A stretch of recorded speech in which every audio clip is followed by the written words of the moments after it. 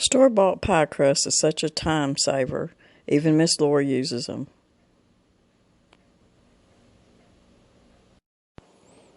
We're going to be using the Pillsbury store-bought pie crust today. I keep a lot of them in my freezer because there's so many times that I've got to throw something together, and I may not have time to put all the time and effort into it, making pie crust. And I've got a 9x13 pan here, sheet pan. I'm just going to cut off the sides here, and I'm not even rolling it out or doing anything extra to it. I'm just putting it in the pan, cutting the sides off, and I'm just going to tuck that crust that I cut off. I'm going to tuck them in the corners and just kind of press down the seams really good. And just kind of bring up your crust around the side of the sheet pan as well as you can, because you'll be putting pie filling in here. Now you can use any kind of fruit pie filling that you want to.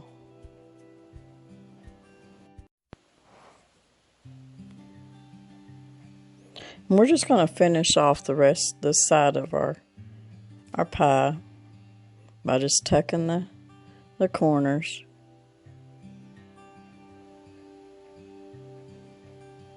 Just kind of pinch around the side of your pan, bring the crust up a little bit.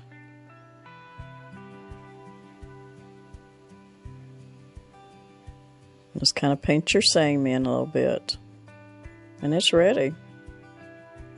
Now what I'm going to be using is I've got 2 pints of my canned apple pie filling. So what you would need if you don't have any homemade canned pie filling is get you 2 cans of your any of your favorite pie filling from the store. That's a time saver too. Just to always keep a little bit of pie filling in your pantry. 2 pints to cover this, and 2 cans from the store-bought to cover it too. And you can use cherry, you can use peach, blueberry, blackberry, whatever you have, it's going to work. I'm going to be taking this to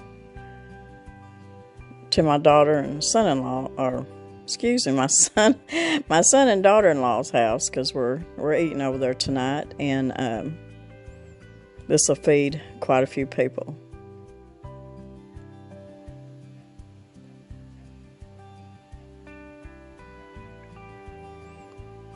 So you can see how 2 pints is going to fill this sheet pan up real good. And it's not going to make it too thick either. This is going to be a thin, kind of like a hand pie once you get it cut. Be a thin piece of pie that you can put you some ice cream over. This is a really good thing to take to a potluck, anything like that, because you're going to get several cuts of pie out of it.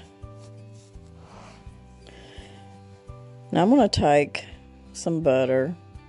You can use salted or unsalted, whichever. It don't make a difference really. And I'm just going to put a few little pats of butter on top, because we know that butter makes everything better. And it really does. Just makes your pie just a little bit richer.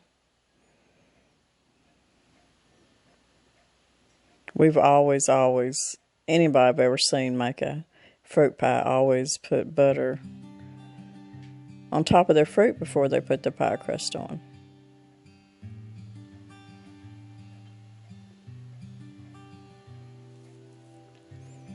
Now we're going to take 2 more pie crust.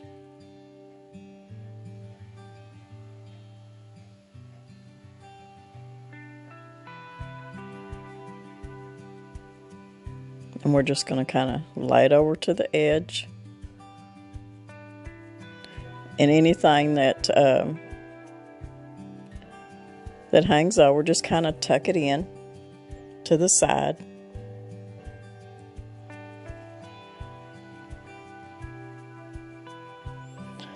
Put your other pie crust on the other side. Do the same thing. Now that seam on top's not going to hurt nothing.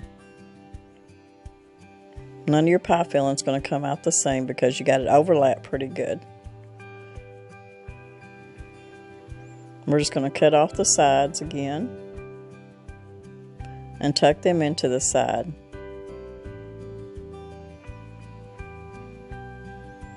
Now if you have a little piece left over,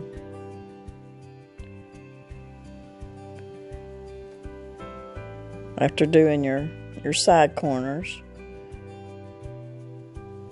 if you want to, you can cut them off and kind of put them there on the side where it's where the crust don't come on over. Or you can just pull that and stretch that crust over, and that'll work too.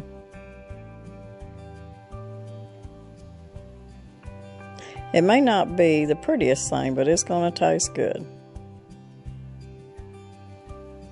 Just kind of pinch it around the sides, close it up a little bit, and you can even take them corners and stick them under the crust instead of on top, and that'll look a little bit better.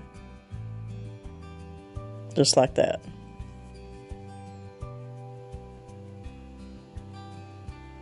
So we're going to get this sheet pan pie together pretty fast. Now you can take egg wash or whatever and brush the top of your pie. I'm just going to take a little sugar and put it over the top, because as long as this pie will stay in the oven 45 minutes in my oven at 350, and the top will get good brown. I'm just going to cut a few holes in here, let some of that steam escape. And now we're going to put it in a 350 oven for about 45 minutes. About that easy and that quick.